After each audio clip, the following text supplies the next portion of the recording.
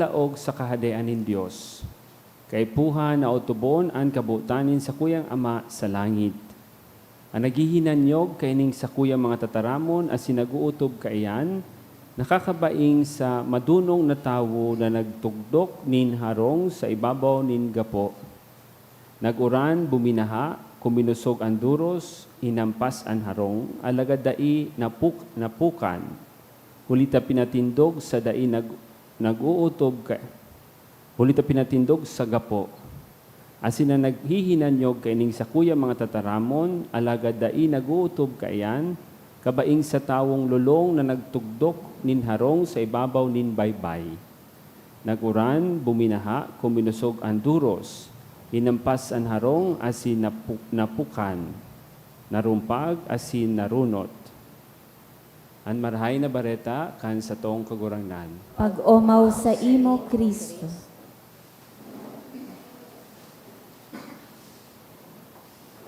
Mga tugang, one time, na-share ko naman digdi, sabi kan mga parakulikta, pero minangay, nadog mo na nga, tigtaram na ni Father.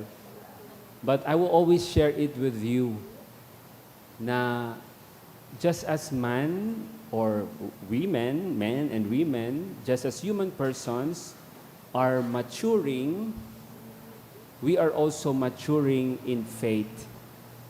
Kita, igwaman kita nin maturity. And we have to ask ourselves, sagkod hain an maturity kan sa kuyang pagtubod. Sabi kan Ebanghelyo, nagtindog nin harong na nakapatugmad sa gapo. Lugod, ang sa tuyang foundation, makusog. Tanganing, ini makakatabang man sa to, na lugod, maging matibakan magurang sa simbahan, nagsakristan, nag-choir. Kaya lang, pag-abot kan panahon, iyo paso nawara. Iyo paso na-disorient. Iyo paso nalulong sa anumanan maraot, bako buda, bako marhay.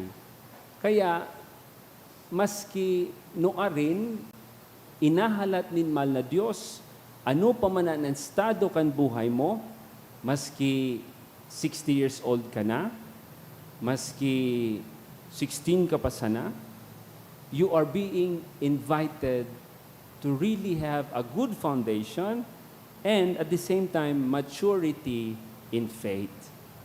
Duwang bagay ang dadagdag ko dyan. Primero, pag kita naghagad sa mahal na Diyos, ang iba, duwang bagay din duman, ang iba, tigtataram ninda, bahala na ngaya si Batman. Bahala na ngaya si Saint Jude. Bahala na ngaya si Padre Pio. Pagkatapos nagluwas sa exam, dai man nakapasar because tigtara mo, bahala na ngaya si Saint Jude. Alangan man si Saint Jude ang magsurat kang answer duman sa exam. Susaro, of course, nag-adal. Nag-adal, pero there is also, of course, danger na we are so confident na kita pwede makapasar, dahil ko man kaipuhan si St. Jude, dahil ko man kaipuhan si Padre Pio, dahil ko kaipuhan ang Espiritu Santo, dahil ko kaipuhan ang mahal na Diyos. And that is also dangerous. Kaya, isinasabay ang duwa. Kaipuhan ko ang Diyos, but I also have to cooperate. I also have to take the part. So sabi kan mahal na Diyos, gusto mo nga pala makagraduar, dahil ka man nag-enroll. Gusto mo nga pala maka-boyfriend o magka-girlfriend, dahil ka man nagtutoothbrush. No, joke lang po, joke lang po. So you have to participate. You have to give yourself into it. So in the maturity of our faith, lugod, nagtatao kita kan sa tuyang sadiri para sa Diyos. Sinasabay niya to ang pagdangog sa kabutan ni mahal na Diyos asin pagsunod sa sayang kabutan. Tanganing mataramta na we are really maturing in faith. The second is this, madalas ko na natataram, it's about paguna ta, when we come to the church, nagpaparanovina ako, pangadya ako kay St. Jude, itatao ngaya ang sakuyang hinahagad. Paano kung dai tinao? Duman kita mataram na, ay, baka ngay utik-utik man sa nangayan si St. Jude. So, hain ang maturity in faith. Pagdai tinao ang hinahagad, pagdai natupad su pangarap, pag naging failure kita, maski nagpaparasimba ka, pag sige manggiraray an abot kan bagyo, pag sige manggiraray an pagtios asing kadipisilan, maski sige mo nang simba, pag iyo manggiraray an kasakitan, an kahilangan, masingani sige mo nang nobina, sa iling mo, will you have a maturity in faith, lugod, maski igwanin pagsakit, igwanin kadipisilan, igwanin kagabatan. One time, sabi ko, the marriage life is frequently compared between, or it was in the letter to St. Paul to the Ephesians, that anong pag inaguman kan babae asin lalaki, siring kan pag inaguban ni kan simbahan asin ni Kristo. So, igwanin pagkamuot ang lalaki sa babayi, just as Jesus loves the church. The woman is pure and made holy, just as the church is made pure and holy by the presence of Jesus. But kita man, ang satuyang relasyon ki Kristo is like a marriage. Garuman sa niyan pag-agom ki Kristo. Therefore, if you have Jesus as your husband or your wife, you are to be with Him in sickness, in health, in richer or poorer, till death do us part. Nalugod, you have Jesus Christ. Bako sana sa mga maugmang pagkakataon, yes, I'm happy. I have the grace. I am so rich. I am loved by my neighbor, and because of that, I love Jesus. Pero paano kung grabe na ang sakit? Grabe na ang dipisilon ang exam, dipisilon ang buhay, tiuson kami. Baka malingawan ta si Kristo. Pero the truth is, we even need Him more. Kay puhan ta pa siya nin maray. Because nga nagsasakit kita, nadidipisilan kita, kay puhan taan mahal na Diyos.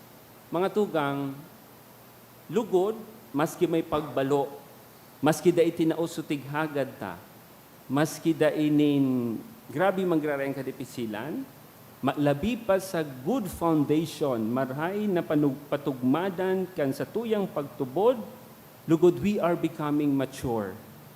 Na kaibahan ta si Kristo, dahil man sinimbag ning kagurangan inahagad ko, but I know God has many plans for me. Or baka dahil ko man aram kung anong plano niya sa ko. Dahil niya man ako, grabe man ang pagsakit ko, but I know He is with me, kaibahan ako sa tahaw nin kadipisilan. Magkaigwa kita nin maturity sa satuyang pagtubod, asin rumdumon niya to ang marhay na pundasyon kan satuyang pagtubod.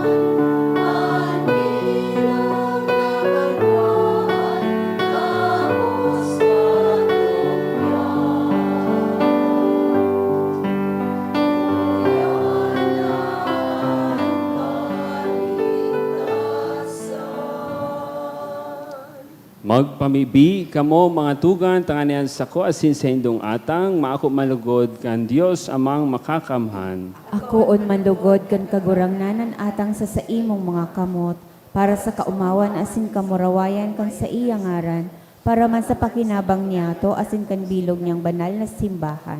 Kagurangnan kaming nagagalang sa daing sagkod na kamurawayan kan banal na apostol si San Judas Tadeo. Namimibi na sa imong akuon an sa mo mga panuga, asin magkanigong pasunodon kami sa pagselebrar kan mga banal na misteryo. Hulki Kristo na sa mong kagurangnan, Amen. ang kagurangnan mapas sa indo. Asin sa imong espiritu, Itaas ang mga puso. initaas mina sa kagurangnan. Magpasalamat kita sa kagurangnan na sa tuyang Diyos. Maninigo asin dapat. Totoong maninigo asin dapat, matanos asin nakakaligtas, nadanay asin minsan sa magpasalamat kami sa imo kagurangnan, banal na Ama, Diyos na makakamhan na daing kasagkoran, huli ki Kristo na sa mong kagurangnan. Ta pinatugmad mo sa mga apostoles ang sa imong simbahan, tanganing ini, maging danay na tanda kan sa imong kabanalan sa daga. Asin magtao din mga langit no nakatukdoan sa gabos na tawo. Kaya ngunyan asin sagkod paman kay ibakan bilog na hukbo nin mga angheles. Dusay sa imong isip kami nagsasaranong, nagkukurahaw, asin nagsasabi.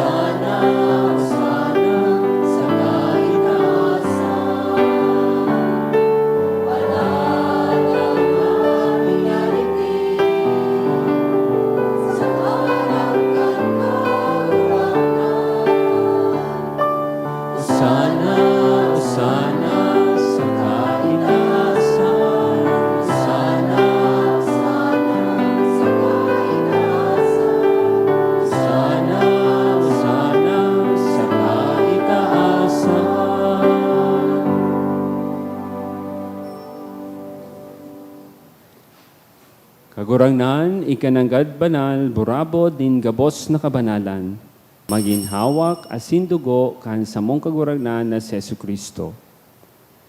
Siya na sa rugaring nabuot, nagpaubaya sa pasyon, nagkuha siya ng tinapay. Pagpasalamat, binaaki ni, asin itinao sa saya mga disipulos na ansabi. Mag-ako kamugabos, asin magkakan kaini. Taini ang sakuyang hawak na idudulot para sa indo.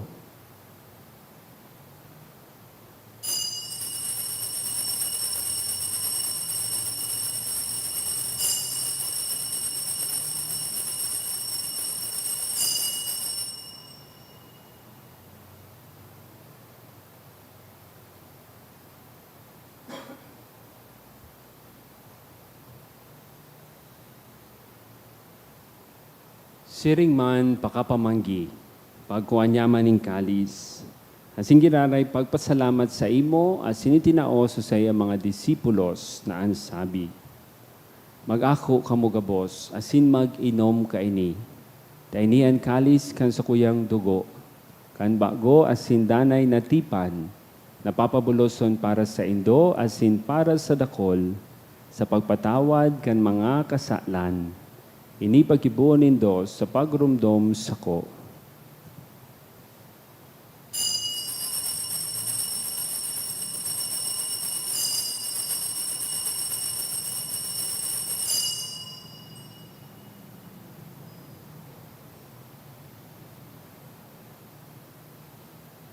Misteryo kan pagtubod.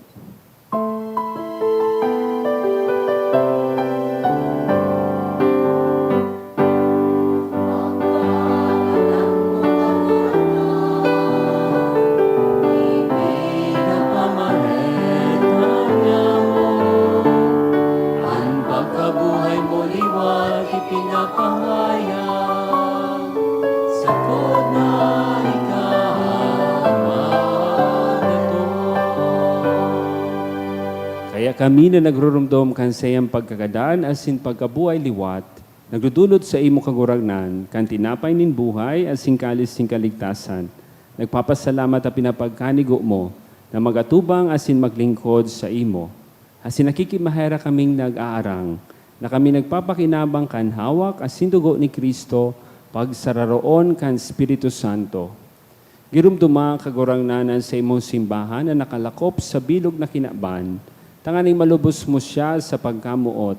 Kay bakan sa mong papa, si Francisco, kan sa mong obispo, si Joel, asin kan gabos na klero. Siring man girumduma sa imong pagkaherak, an sa mong mga tugang na nagturog sa paglaom kan pagkabuhay liwat, asin ang gabos na magadan, ako asinda sa liwanag kan sa imong lalawgon, kay rahi kami gabos, namimibi kami, tanganing kaiba ni Santa Maria, Birhen na ina kan Diyos, ni San Jose, kan mga banal na apostoles, asin gabos na santos, na kaito pa nakapagayagaya sa imo, kan buhay na daing kasagoran, mag-omaw at si magpamuraway sa imo siring man, huli sa aki mong si Jesucristo. Huli sa iya, sin kaiba niya, sin sa iya, sa imo Diyos amang makakamhan, sa pagkasaro kan Espiritu Santo, ang gabos na kagalangan asin kamurawayan, sa gabos na kapanahonan kan mga panahon.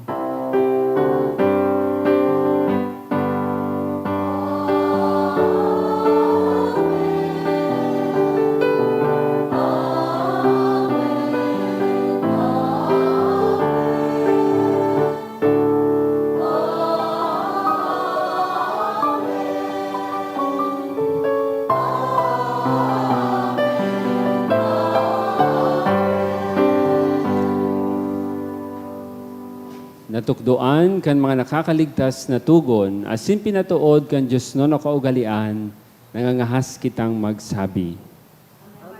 Ama niya mo nayaon sa langit, pabanalon ang ngaran mo, magdatong ang kahadean mo, mangyari ang buot mo sa daga, minsiring sa langit. Ang samong kakanon sa araw-aldaw, itao mo sa muya ngunyan, asin patawadon mo kami sa samong mga kasalan, siring na pinapatawad niya mo ang mga nagkakasala sa muya, asin hari kami pagdaraha sa sugot, kundi agawa kami sa maraot. Agawa kami sa kabos na maraot, namimibi kami kagurangnan, burasan sa mga aldaw niya mo ang katuninongan. Tanganing kaming natabangan kan sa imong pagkaherak, maging danay na talingkas sa kasalan, asin maligtas sa kabos na kapurisawan. Mandang kami nagahalat kan bagmang paglaom, asin pagdatong, kan sa mong paraligtas na si Jesucristo. Huli ta sa imo ang kahadean, asin ang kapangyarihan, siring man ang kamurawayan sa mga kapanahonan. Jesucristong kagurangnan, ikan nagsabi sa imong mga apostoles, katuninongan iwinawalat ko sa Indo. Ang sa kong katuninongan, itinatao ko sa Indo. Haray paghilingaan sa mong mga kasalan, kundi ang pagtubod kan sa imong simbahan, asin papagkanigua, na siya mapatuninong asin magkaburunyog, susog sa imong kabutan. Ika na nabubuhay at sinagahade sa kapanahonan kan mga panahon. Amen. Ang katuninongan kan kagurangnan, danay na mapas sa Indo. Asin sa imong espiritu. Magpatinarawan kita, nin katuninongan. Peace be with you.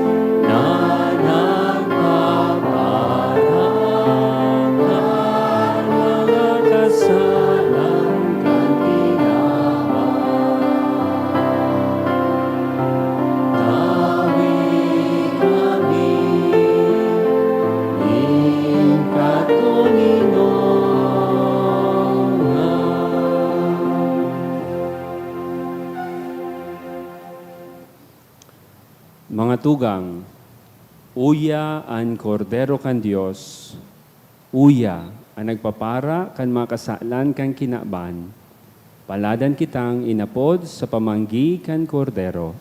Kagurangnan, bako akong maninigo na ikamagdago sa sakuyang harong, alagad magtaram ka sana, asinan sa kong kalag, mauumayan.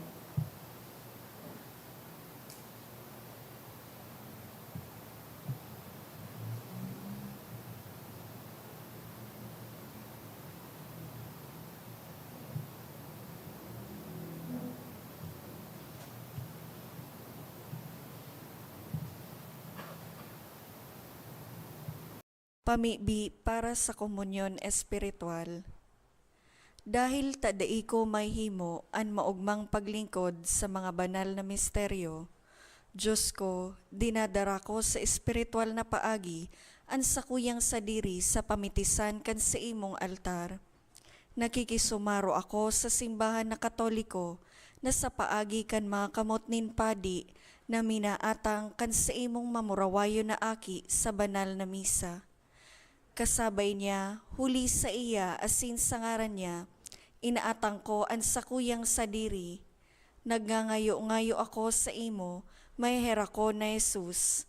Tawan sa kalag ko, andaing katapusan mong tabang. Maawot kong espiritual na magpakinabang sa imo, tanganing an sa imong dugo maglinig, an sa imong laman magpakusog, an sa imong espiritu magpabanal sa kuya. Lugod dai ako makalingaw, banal kong paraligtas, na ika nagadan para sa kuya.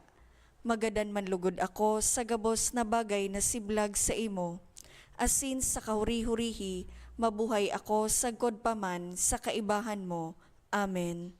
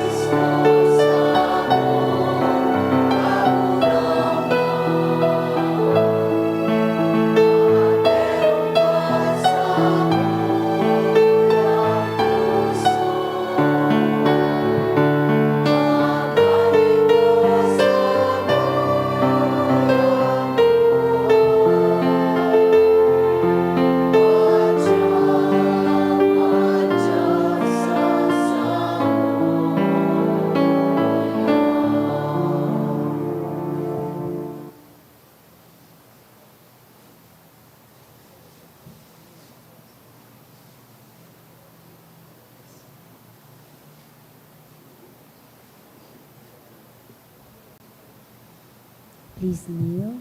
Prayer to Saint Jude for healing. Dear Saint Jude, you loved God so much when you lived upon the earth. You were known even then as a great miracle worker, so great did his power live in you. Now that you are in heaven, you share in God's glory and in his power in a more perfect way. Look on me with kindness as I come to you in my need. I pray for healing for myself and for those whom I love. We need healing not only in body, but especially in spirit. We need a spirit of love and forgiveness, a spirit of repentance, a spirit of openness to God's grace. The whole world needs healing from its many wounds of hatred and despair. Pray for us, Saint Jude, and receive the petitions I bring to you today. May God be glorified by your life of holiness, by your surrender to the power of His love. Amen. Matukaw po para sa mga paisi. Magkakaigwa po nin second collection para po ini sa ongoing renovation asin pagmantinir kan mga fasilidad kan sa tuyang simbahan. Anatipon niyato sa mga misa kan nakaaging Huwebes, nagabot po sa 19,866 pesos asin 45 centavos. Anaambag niyato sa siring na oras ni misa nagabot po sa 3,592 pesos asin 80 centavos. Ang second collection nag-abot po sa 6,420 pesos asin 95 centavos. Ngunya na aldaw, magkakaigwa po nin pre-loved sale o ukay-ukay para kay San Judas Tadeo. Mga dekalidad asin baratong mga bado, bag, etc. Ang yaon po sa parish social hall. Ang proceeds po kay ining fundraising activity para sa renovation kan parokya. Sa Disyembre 9, aldaw nin Lunes, iyo po ang solemnidad ni Immaculada Concepcion. Ang mga schedule po ni Santa Misa, iyo po ang minasunod. Alas 6:45 sa pagkaaga, alas 12:15 sa pagkaudto, asin alas 5:30 sa pagkahapon. Siring man iniimbitaran po kamo na mag-atendir ng Advent Recollection sa Disyembre 11, pagkatapos din alas 5:30 sa pagkahapon na misa. Pinapaisiman po na si Reverendo Vicente Espenida Jr. kan St. Raphael the Archangel Parish in Kanma nito, Albay, o ordinahan bilang sarong padi sa Enero 9 sa oras na alas 9 sa pagkaaga sa St. Raphael the Archangel Manito, Albay. Kung may aram po kamong kaulangan manungod sa iyang ordinasyon, paisihon po tulos ang chancery. Siring man mapuon na po ang misa de Aguinaldo sa Disyembre 15. Sagod po ini sa Disyembre 23 sa oras na alas 6 sa pagkabanggi. Asinan misa de Gallo mapuon man po sa Disyembre 16. Sagod po ini sa Disyembre 24 sa oras na alas 4:30 sa pagkaaga. Para sa mga maawot po maging mas sponsor sa simbang gabi, magdulok na lang po sa opisina. Available naman po ang 2025 St. Jude Calendar sa Parish Office. Maawat may man po pasalamatan ang mga nag-donate ka nakaaging semana. Anonymous, 5,000 pesos. Apat na anonymous na tig 1,000 pesos. Zeddy, 500 pesos. Sarong devotee, 400 pesos. Diyos mabalos po.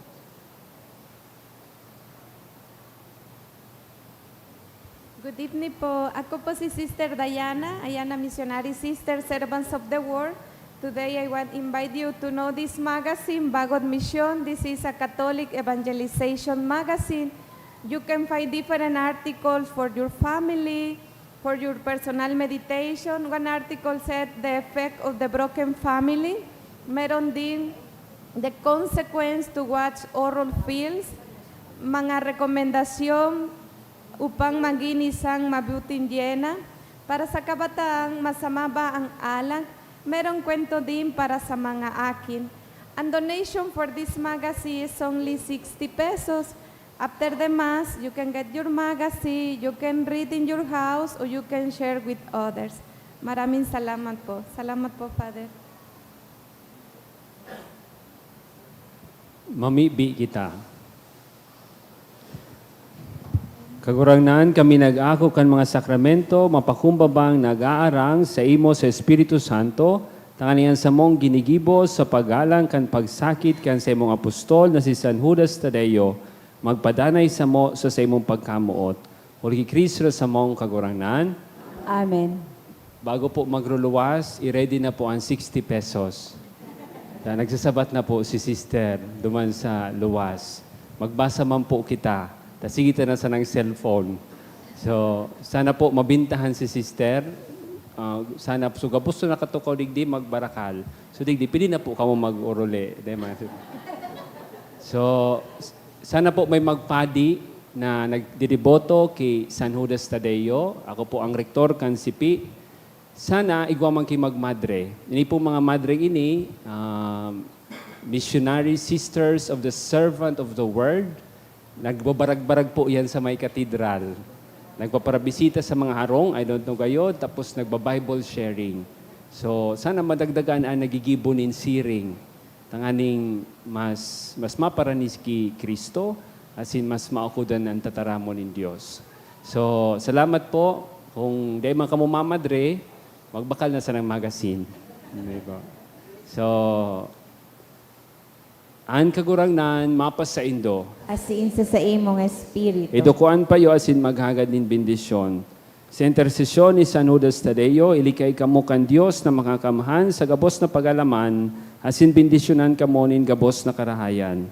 Amen. Ang paratubos nagtaoso sa Indo ning katalingkasan na nagdadanay, ipamanan niya lugod sa Indo, ang buhay na daing kasagoran. Amen. Itanom niya ang sa iyang tataramon sa indong puso, asin panoon niya kamo ning kaugmahan na magdadanay.